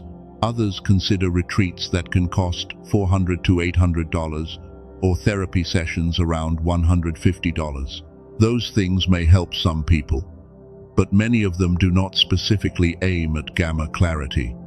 Many of them require long time, high energy, or repeated payments. The Genius Song is different because it is a one-time digital audio track centered on this specific brainwave restoration idea. The original price is $49, but for viewers of this message, it is $39. One time, no shipping, no waiting for a package. It is delivered digitally, so the path is simple and private, and it does not come alone. There are 4 bonuses included. Genius Child, valued at $19, is a short audio created for young minds, especially for those who want to protect clarity early. The Classic Book, valued at $20, gives a deeper foundation around prosperity principles. There is also a guided visualization, valued at $29, created to walk through important areas of life with more focus and intention. And there is a 5-habit infographic, valued at $12, designed to help you keep the restored state supported through daily patterns. Together, the bonuses are valued at $80. That means the bonuses alone are valued at more than the $39 access price. But the deeper value is not the math. It is the support system around the audio, so this becomes a practice rather than a forgotten file. More than 18,366 people have used the Genius Song. And the strongest trust signal is not only that number, it is that less than 4% asked for a refund, which means more than 96% continued past the guarantee window. That matters because numbers can be loud, but continued use says something deeper. People do not keep returning to something that feels meaningless to them. They return when something in their daily rhythm begins to feel different enough to keep going. I want you to hear this without pressure. This is not about forcing a result. Some people feel a shift quickly. Some people experience it slowly. Some need days. Some need weeks. Restoration does not always announce itself with thunder. Sometimes it begins when your thoughts feel slightly less crowded. Sometimes it begins when one decision becomes easier. Sometimes it begins when you wake up and realize the old mental fog is not sitting as heavily on your chest. Sometimes it begins when you stop reacting to everything. Sometimes it begins when prayer feels quieter. Sometimes it begins when you can finally sit still without feeling like stillness is swallowing you. Small shifts matter because small shifts become new patterns. There is also a 90-day money-back guarantee. If you use it and decide it is not for you, you can request a full refund. No complicated conditions, no physical return. And even if you receive a refund, you still keep all 4 bonuses, valued at $80. That guarantee matters because it removes the pressure from the decision. The worst case is not loss. The worst case is that you tried a restoration tool, kept the bonuses, and learned something about what does or does not help your own rhythm. But I must say this clearly: do not search for random copies. Do not look for it on Amazon. Do not search for it on YouTube. Do not search for it on Spotify. There are counterfeit pages and ordinary audio files using similar language without the original brain entrainment structure. If you feel led to use it, use only the link placed in the description and the pinned comment. That is where the original path is. That is where the correct audio, the 4 bonuses, and the 90-day guarantee are connected. This warning is not fear, it is protection. Chosen ones have been misled by counterfeit things before. Counterfeit relationships, counterfeit opportunities, counterfeit voices that sounded spiritual but carried confusion. So even here, discernment matters. Now pause for a moment. Do not answer from pressure. Do not answer from lack. Do not answer from the part of you that thinks every invitation must be rushed. Put one hand over your chest, if you can. Take one slow breath. Ask yourself this: is my spirit asking for another distraction, or is it asking for restoration? Am I trying to buy hope, or am I being guided toward a small daily anchor that helps me hold clarity when life becomes loud? This is not a decision about $39. It is a decision about whether you are ready to stop treating your scattered mind as normal. It is a decision about whether you are ready to cooperate with the stillness God has been calling you into. If your spirit says yes, the link is below in the description and the pinned comment. Do not force it. Do not perform it. Do not make it dramatic. Simply follow the original path. Receive the audio, and let 7 minutes become a daily place where your mind learns to sit down with your spirit. Now come back to the message. Because the product is not the center, God is the center. The tool is only an anchor. The real transformation is that you are no longer allowing old fear to decide how you receive what heaven sends. That is the climax. You are not afraid because the blessing is far. You are trembling because it is close. You are not anxious because nothing is happening. You are sensing movement because something has already begun in the unseen. And now that you know the hidden blocker, you cannot unknow it. You cannot keep pretending your hesitation is always discernment. You cannot keep calling self-sabotage protection. You cannot keep asking God for bigger while obeying the inner voice that tells you to stay small. The old identity must sit down. The rejected version must sit down. The frantic version must sit down. The version that expects pain after every blessing must sit down. The version that apologizes for favor must sit down. Let the called version rise. Let the seated version rise. Let the governed version rise.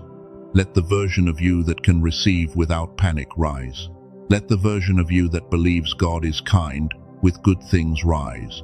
This is not arrogance. This is agreement. This is not pride. This is alignment. This is not you declaring yourself above people. This is you refusing to live beneath what God has spoken over your life. You must stop asking old rooms to confirm new oil. You must stop asking wounded memories to interpret divine movement. You must stop consulting the version of you that only knew how to survive when God is introducing the version that must learn how to reign. Reign does not mean dominate people. Reign means govern your spirit. Reign means your emotions no longer drag you into every storm. Reign means your peace is no longer rented from the opinions of others. Reign means you can receive a blessing without posting it too early. Reign means you can hear criticism without surrendering your calling. Reign means you can lose approval and still keep obedience. That is what God is building. That is why the delay had purpose. That is why the seating matters. That is why the massive thing could not come while every reaction in you still belonged to people who hurt you. They do not own your future. They do not own your nervous system. They do not own your name. They do not own your expectation. They do not get to decide how much peace you are allowed to feel when God finally answers. Take back the inner room. Take back the place where you decide what good means. Take back the altar of expectation. Pain has preached there long enough. Fear has preached there long enough. Rejection has preached there long enough. Now let God speak there. Let the Father say, "This is good, and it will not destroy you." Let heaven say, "This is large, and you are not too small for it." Let the Holy Spirit say, "Be still, because you will know when to move." The massive thing coming will require this inner agreement. You must agree that you are allowed to be blessed. You must agree that you are allowed to be seen. You must agree that you are allowed to receive help. You must agree that joy is not a trap. That agreement may feel simple, but for you, it is warfare. because every old wound argues against it. Every betrayal presents evidence. Every disappointment says, "Remember me." Every delay says, "Do not hope too much." But heaven is presenting stronger evidence. You are still here. You are still listening. You are still being called. You are still sensitive to truth. You are still able to feel the pull of God after everything that tried to numb you. That means the enemy failed. He may have delayed your confidence, but he did not destroy your calling. He may have wounded your expectation, but he did not erase your assignment. He may have scattered your focus, but he did not own your future. Now your focus is coming back. Your clarity is coming back. Your spirit is coming back from the edges. The part of you that kept apologizing for existing is losing power, because God is teaching you to sit in the seat he prepared. Do not stand up emotionally before the work is sealed. Do not run to prove something. Do not text out of anxiety. Do not reopen a door God closed. Do not tell everyone what you felt here. Protect the seed. This is sacred, and sacred things must be carried differently. You cannot treat this like ordinary motivation. You cannot consume it, feel something, and return to the same panic patterns without resistance. When the old fear rises, say, "Sit down." When the old shame speaks, say, "Sit down." When the old urgency pushes, say, "Sit down." When the old need to explain begins pulling at your mouth, say, "Sit down." You are not being rude, you are being restored. You are not becoming distant, you are becoming disciplined. You are not ignoring life. You are refusing to let life bully your spirit out of alignment. Now you understand why the first instruction was physical. Sit down was not a random phrase. It was a prophetic posture. It was heaven teaching your body what your spirit must become. Seated, steady, ready, covered. The blessing can come now without finding you scattered. The call can come without finding you desperate. The opportunity can come without finding you begging. The shift can come without finding you attached to the old story. This does not mean everything will happen the way you imagined. God is still sovereign. Timing is still holy. Details may still unfold differently than your picture, but the inner posture is changing, and that is the part you were responsible to surrender. The rest belongs to God. The door belongs to God. The timing belongs to God. The response of people belongs to God. Your obedience belongs to you. Your posture belongs to you. Your agreement belongs to you. Agree with heaven now. Agree that you are not the abandoned one. Agree that you are not the almost one. Agree that you are not the one who always loses at the edge of breakthrough. Agree that you are being seated before a massive shift. The final part will not be information. It will be a seal. Do not leave before it. Because once truth has exposed the old blocker, your spirit must answer with agreement, and your mouth must speak something stronger than the story pain taught you to repeat. Chosen one, stay seated now. Do not rush away from this moment. The truth has reached the hidden place, and now your spirit must answer. This final part is not more information. This is the seal over what God has been speaking into your life. Let the room become quiet around you. Let your shoulders soften. Let your breath slow down. You have heard the warning, the reframe, the exposure, and the invitation. Now heaven is asking for agreement, because a word that is heard must also be received. Do not treat this like ordinary motivation. This is not noise for your emotions. This is a holy interruption for your posture. God did not bring you through the whole message just so you could feel something for a moment and return to the old panic. Something has been named today. The hidden blocker has been exposed. The old fear has been confronted. The old identity has been told to sit down. Now the called version of you must answer with calm authority. You are not the rejected one. You are not the forgotten one. You are not the person who always gets close and never enters. You are the one God seated before impact, because what is coming requires a spirit that is steady enough to receive. Take one slow breath. Let this become personal. God is not only speaking to your future, He is speaking to the part of you that learned to expect loss before love, disappointment before joy, and punishment before every good thing. That part of you has been tired. That part has been bracing for years. That part has been scanning the horizon, waiting for pain to appear. But today, that part is not being mocked.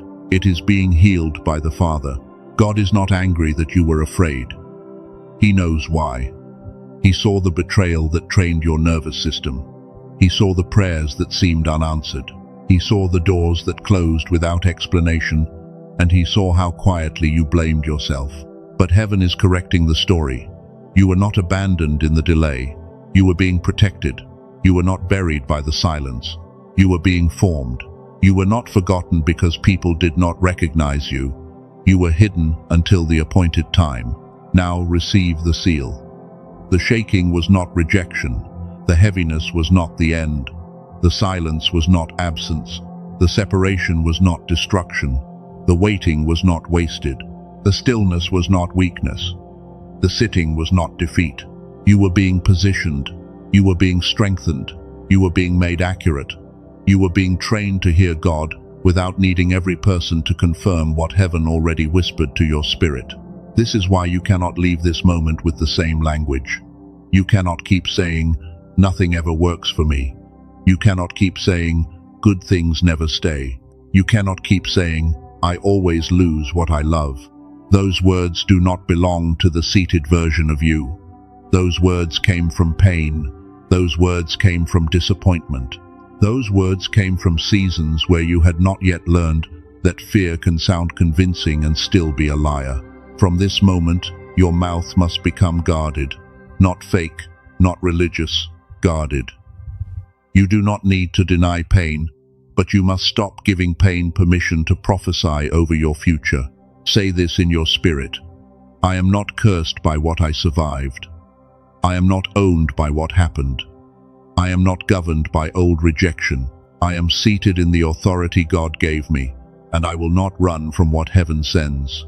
Let that settle. You are not forcing confidence. You are agreeing with truth. You are not pretending fear never speaks. You are declaring that fear no longer gets to lead the room. Fear can be present, but obedience will be louder. There is a version of you that has been waiting under all the exhaustion. Quiet, strong, tender, clear. That version did not disappear. It was covered by survival, but it was not destroyed. God has been calling it forward throughout this whole message. Now that version must rise. Not loudly, not arrogantly, not with revenge. It rises by sitting. It rises by staying still when old panic tries to move. It rises by choosing peace before the circumstances fully explain themselves. Chosen one, hear this prophecy with sobriety. In the days ahead, there will be small signs that the atmosphere around your life has shifted. Do not dismiss them. Do not exaggerate them. Notice them with wisdom. A conversation may return. A door may open quietly. A person may reveal what they really carried in their heart. A delay may suddenly turn. A document, message, payment, call, or invitation may appear at a time that feels strangely precise. But the first sign may be internal. You may wake up with less fear. You may choose silence without guilt. You may stop chasing an answer you used to beg for. You may feel peace where anxiety used to sit on your chest. Do not call that small. Inner peace is not small for someone who has lived under pressure. A calm reaction is not small for someone who used to spiral. A clean no is not small for someone who once betrayed themselves to keep others comfortable. These are signs of authority returning. These are signs that the seated version is taking its place. These are signs that God is restoring not only your future, but your inner government. When the massive thing comes, you must not panic. When the door opens, you must not worship the door. When people notice, you must not give them ownership of your identity. When blessing arrives, you must not hand it to fear for interpretation. Ask God. Sit down first. Breathe first. Listen first. Do not let excitement make you careless, and do not let fear make you refuse what heaven has sent. The same God who opens doors also gives wisdom to walk through them. You will need quiet discernment. You will need holy restraint. You will need the courage to receive without explaining everything to everyone. Some people will ask questions because they care. Some will ask because they want access. Learn the difference. Not every ear deserves the seed. Not every room deserves the testimony while it is still forming. Not every person who is curious is assigned. Protect what God is doing until He gives permission to reveal it. That is not secrecy from fear. That is stewardship. A seed is not ashamed because it is hidden in soil. A womb is not empty because the child is unseen. A promise is not dead because it is not yet ready for public display. You have spoken too early before. You have handed sacred excitement to people who only knew how to add doubt. You have shared something pure, then watched it become heavy because the wrong voice touched it. This time, be wise. Let God be the first listener. Let peace be the first confirmation. Let the Holy Spirit check the timing. Let your spirit stay seated long enough to know the difference between testimony and premature exposure. The next chapter will require less noise from you. That does not mean less power. Often the most powerful people are the least frantic. They do not need to convince every room. They carry evidence that eventually speaks. You are entering a season where evidence will speak. Not because you force it, not because you manipulate it, not because you perform for it. Evidence will speak because God has been working beneath the surface longer than people realize. Some will call it sudden, but you will know it was not sudden. You will remember the nights. You will remember the tears. You will remember the times you sat with God while nothing around you looked like confirmation. You will remember how many times you almost quit. You will remember how many times you were tempted to become bitter. You will remember the days when staying soft felt impossible, but you still refused to let pain turn you cruel. Heaven remembers too. Every hidden yes was recorded. Every quiet act of obedience mattered. Every moment you chose not to retaliate kept something clean in your spirit. Every time you protected your peace, you were practicing for this seat. That is why this next blessing will not be random. It will have history. It will carry the sound of prayers you forgot you prayed. It will carry the weight of seeds you thought had died. It will carry the mercy of God, arriving through a path you could not have designed. Do not demand that it look exactly like your imagination.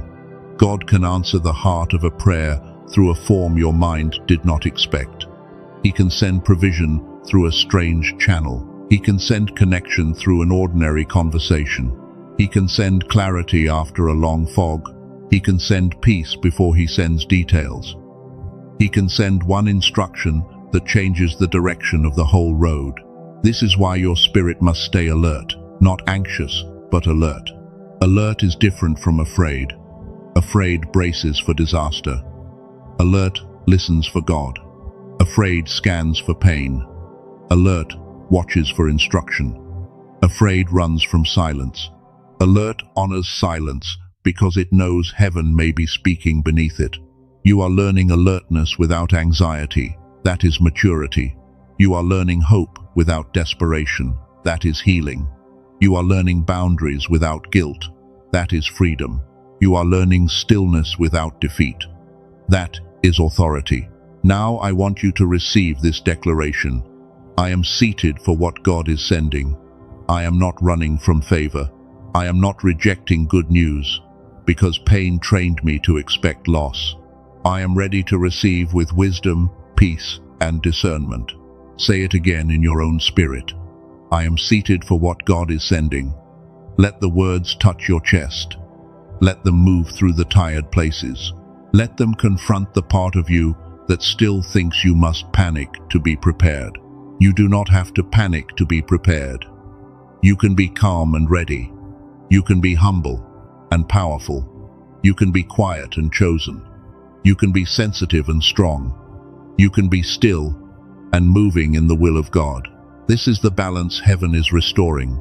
You do not need to become hard to be safe. You do not need to become cold to be wise. You do not need to become loud to be seen. You do not need to become frantic to prove you care.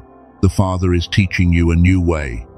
seated strength, quiet authority, clear discernment, soft courage, faith that does not beg for permission from fear, hope that does not collapse when people do not understand. There will still be tests. Do not misunderstand the message. A massive blessing does not mean there will never be resistance. But the difference is this: you will not meet resistance as the old version of you. You will not fold at the first misunderstanding. You will not chase every withdrawing person. You will not confuse delay with denial. You will not interpret every attack as evidence that God changed his mind. You will stand seated inside. Even while moving outward, your spirit will remain seated. That means your center will not be dragged around by every storm. Your peace will have weight. Your yes will have weight. Your no will have weight. The enemy will test this. He may send a familiar trigger. He may send a message that makes you want to react. He may send a memory that tries to pull you into old shame. He may send urgency dressed like opportunity. But now you know what to do. Sit down first. Pray first. Breathe first. Ask whether the thing is producing peace, clarity, obedience, and alignment, or whether it is demanding panic, performance, and self-abandonment. That one pause can save your next season. That one breath can protect a door. That one act of stillness can keep you from giving access to something God never assigned. Do not underestimate the power of a seated spirit. The world has taught you to rush. God is teaching you to reign. The world has taught you to react. God is teaching you to discern. The world has taught you to perform. God is teaching you to receive. And yes, if your spirit recognized the restoration tool mentioned earlier, the original path remains in the description and the pinned comment. Let it be simple. Let it be peaceful. Do not search in random places. Follow only the protected path if you feel led. But remember this: no tool replaces God. No sound replaces obedience. No daily practice replaces surrender. The tool is only an anchor. The deeper work is the agreement you are making right now with the truth heaven has spoken. That agreement is sacred. You are agreeing to stop running from good. You are agreeing to stop calling yourself unworthy. You are agreeing to stop treating every blessing like it is secretly a trap. You are agreeing to sit where God seats you. You are agreeing to protect what He is sending. You are agreeing to stop letting wounded people define your capacity. You are agreeing to receive without letting fear write the ending. Now let us seal it in prayer. Father, I lift up the chosen one hearing these words. You know their name. You know their history. You know the private battles they survived. And you know the massive thing you have been preparing behind the scenes. Cover their mind with peace. Cover their body with calm. Cover their spirit with discernment. Let every false urgency lose its grip. Let every counterfeit voice become powerless. Let every old fear sit down under the authority of your truth. Heal the place that expects punishment after every blessing. Heal the place that feels unsafe when good news arrives. Heal the place that learned to shrink in order to be accepted. Heal the place that kept apologizing for the oil you placed on their life. Father, teach them how to receive. Teach them how to wait without despair. Teach them how to move without panic. Teach them how to be visible without pride, hidden without shame, blessed without guilt, and powerful without hardness. Let their next yes be clean. Let their next no be strong. Let their next step be guided by peace and not pressure. Let them recognize the door that is yours, and let them have courage to walk away from every bright distraction that is not assigned. Protect the blessing before it is revealed. Protect the seed before it breaks ground. Protect the testimony before it becomes public. Protect their attention from noise, their heart from counterfeit comfort, and their mouth from speaking against what you are still forming. Lord, if people leave, let peace remain. If doors close, let discernment remain. If the path becomes quiet, let trust remain. If the promise looks different than expected, let obedience remain. Let this chosen one understand that sitting down was never defeat. It was preparation. It was mercy. It was a holy pause before impact. It was heaven steadying the vessel before the weight of answered prayer arrived. And when the massive thing touches their life, let them not run, let them not sabotage, let them not shrink, let them not call themselves unworthy. Let them sit in the seat you prepared and say, God, I receive this with clean hands and a steady spirit. Let those who misunderstood them see your faithfulness without them needing revenge. Let those who doubted them witness fruit without them needing to boast. Let those who abandoned them become proof that separation could not stop your plan. But keep their hearts soft, keep their spirit pure, keep their motives clean. Do not let elevation turn into pride. Do not let pain turn into bitterness. Do not let blessing turn into distraction. Keep them close to you in the season of receiving. I declare peace over their home, peace over their mind, peace over their sleep, peace over their decisions, peace over their finances, peace over their relationships, peace over the door that is coming, and peace over the doors that had to close. I declare clarity over every place that has felt foggy. I declare order over every place that has felt scattered. I declare courage over every place that has felt afraid. I declare restoration over every place that survival tried to numb. The old story is losing its voice. The old fear is losing its throne. The old shame is losing its evidence.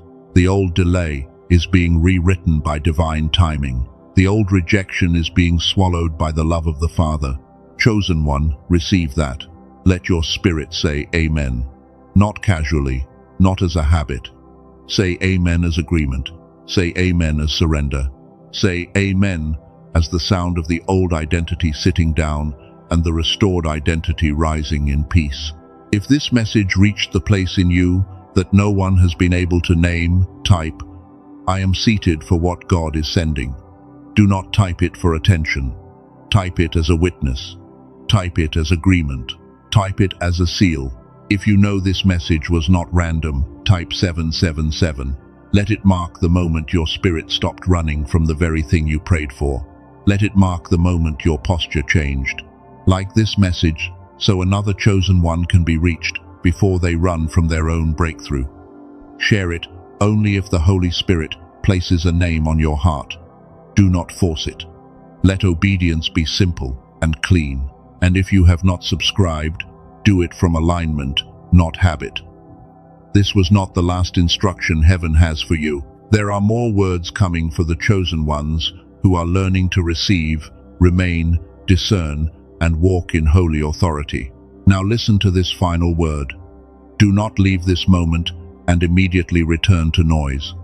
Give yourself a few breaths. Sit quietly. Let your body learn that peace is not danger. Let your mind learn that silence is not abandonment. After this, move slowly. Drink water. Do not rush to explain. Do not rush to announce.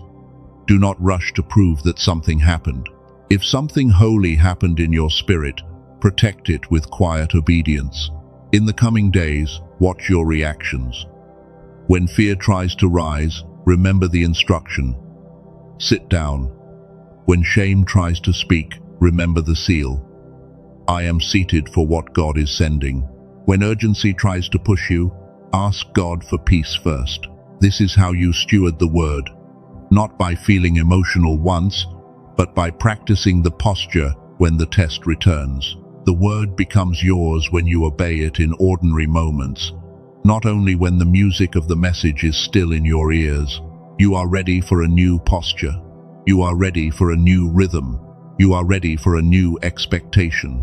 Not because you have everything figured out, but because God has not brought you this far to leave you governed by old fear.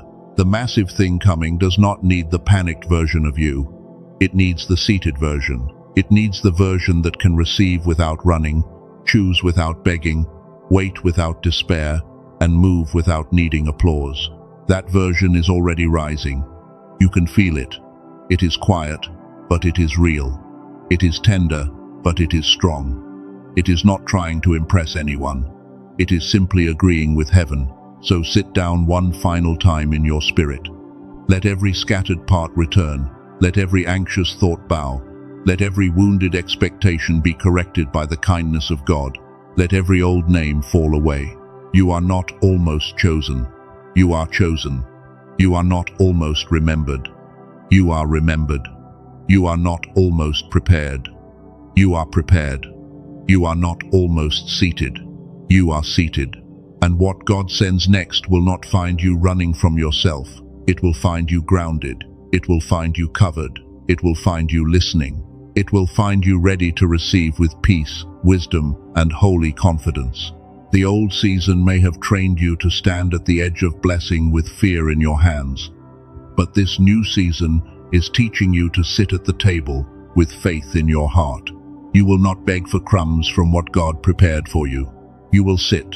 You will receive. You will discern. You will obey. You will protect the seed. You will let God reveal the fruit.